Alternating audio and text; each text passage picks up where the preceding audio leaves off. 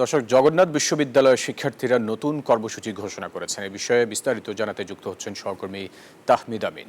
তাহমিদ, আন্দোলনকারীরা কি কর্মসূচি দিয়েছেন?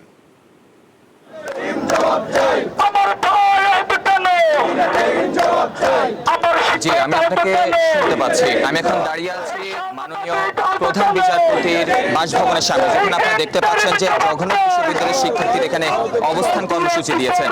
আপনাদেরকে জানিয়ে রাখতে চাই যে গতকাল থেকে দুপুর 2টা থেকে তারা এখানে অবস্থান কর্মসূচি দিয়েছেন এবং কিছুক্ষণ আগে জগন্নাথ বিশ্ববিদ্যালয়ের শিক্ষক এবং শিক্ষার্থীরা তারা জানিয়েছেন যে যতক্ষণ পর্যন্ত না সরকারের পক্ষ থেকে সুস্পষ্ট কোনো দাবি না মানা হয় ততক্ষণ পর্যন্ত তারা আন্দোলন চালিয়ে যাবেন। এবং সরকারের পক্ষ থেকে এখনো পর্যন্ত কিন্তু কোনো গ্রিন সিগন্যাল পায়নি বলে দাবি করছেন জগন্নাথ বিশ্ববিদ্যালয়ের শিক্ষক এবং শিক্ষার্থীরা।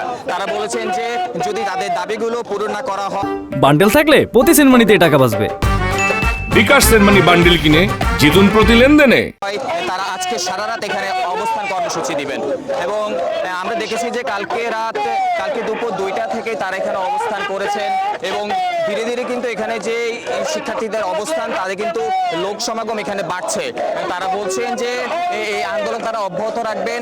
সরকার তাদের এখন দাবিদাগুলো পূরণ করার নাকি কোনো চেষ্টাই করছে না।